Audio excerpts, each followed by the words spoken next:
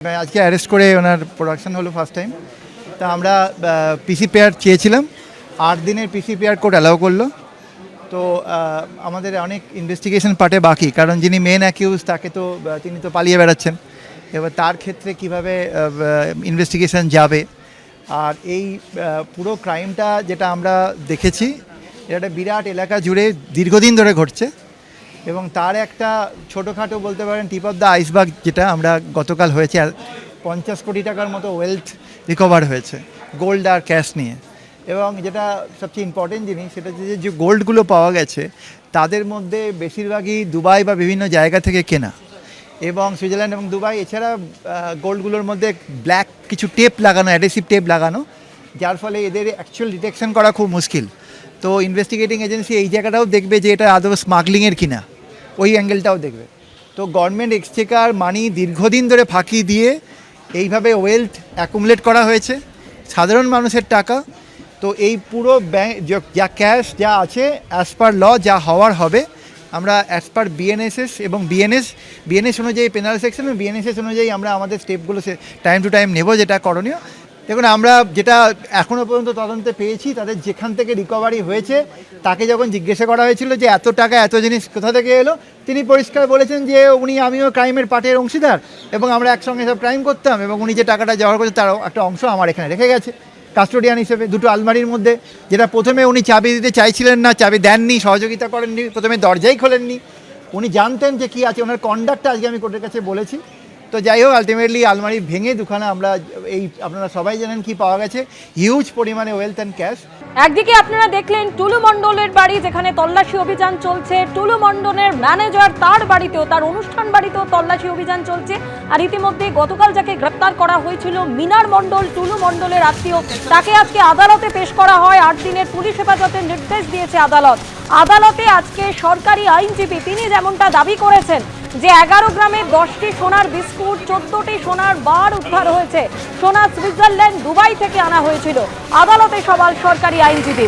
দেশের বাইরে চলে গিয়েছেন টুলু মণ্ডল। আদালতে দাবি সরকারি আইনজীবী, উদ্ধার 28.5 কোটি টাকা ও 15 কেজি সোনা। টাকা সোনা মিলিয়ে উদ্ধার 50.5 কোটি। জোর করে জমি দখল, জোর করে টাকা আদায়ের অভিযোগ। ধৃত মিনার মণ্ডলের 8 দিনের পুলিশ হেফাজতের নির্দেশ দিয়েছে আদালত।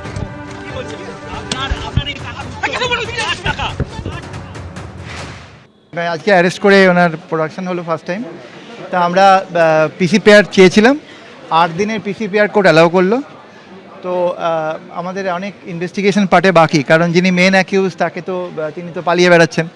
এবার তার ক্ষেত্রে কিভাবে ইনভেস্টিগেশন যাবে, আর এই পুরো ক্রাইমটা যেটা আমরা দেখেছি, এটা একটা বিরাট এলাকা জুড়ে দীর্ঘদিন ধরে ঘটছে, এবং তার একটা ছোটোখাটো বলতে পারেন টিপ অফ দ্য আইসবার্গ, যেটা আমরা গতকাল হয়েছে 50 কোটি টাকার মতো ওয়েলথ রিকভার হয়েছে গোল্ড আর ক্যাশ নিয়ে।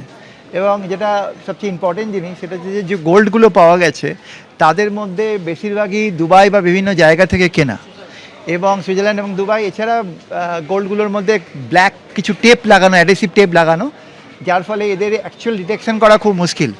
তো ইনভেস্টিগেটিং এজেন্সি এই জায়গাটাও দেখবে যে এটা আদৌ স্মাগলিংয়ের কিনা, ওই অ্যাঙ্গেলটাও দেখবে। তো গভর্নমেন্ট এক্সচেকার মানি দীর্ঘদিন ধরে ফাঁকি দিয়ে এইভাবে ওয়েলথ অ্যাকুমুলেট করা হয়েছে, সাধারণ মানুষের টাকা। তো এই পুরো ব্যাংক যা ক্যাশ যা আছে, অ্যাজ পার ল যা হওয়ার হবে, আমরা অ্যাজ পার বিএনএসএস এবং বিএনএস অনুযায়ী পেনাল সেকশন এবং বিএনএসএস অনুযায়ী আমরা আমাদের স্টেপগুলো টাইম টু টাইম নেব, যেটা করণীয়। দেখুন, আমরা যেটা এখনও পর্যন্ত তদন্তে পেয়েছি, তাদের যেখান থেকে রিকভারি হয়েছে, তাকে যখন জিজ্ঞাসা করা হয়েছিল যে এত টাকা এত জিনিস কোথা থেকে এলো, তিনি পরিষ্কার বলেছেন যে আমিও ক্রাইমের পার্টের অংশীদার, এবং আমরা একসঙ্গে সব ক্রাইম করতাম, এবং উনি যে টাকাটা জোগাড় করছে তার একটা অংশ আমার এখানে রেখে গেছে কাস্টোডিয়ান হিসেবে, দুটো আলমারির মধ্যে। যেটা প্রথমে উনি চাবি দিতে চাইছিলেন না, চাবি দেননি, সহযোগিতা করেননি, প্রথমে দরজাই খোলেননি। উনি জানতেন যে কী আছে, ওনার কন্ডাক্টটা আজকে আমি কোর্টের কাছে বলেছি। তো যাই হোক, আলটিমেটলি আলমারি ভেঙে দুখানা আমরা আপনারা সবাই জানেন কি পাওয়া গেছে, হিউজ পরিমাণে wealth and cash.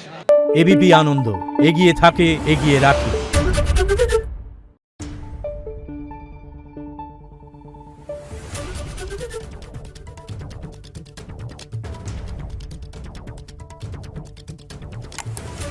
Thank you.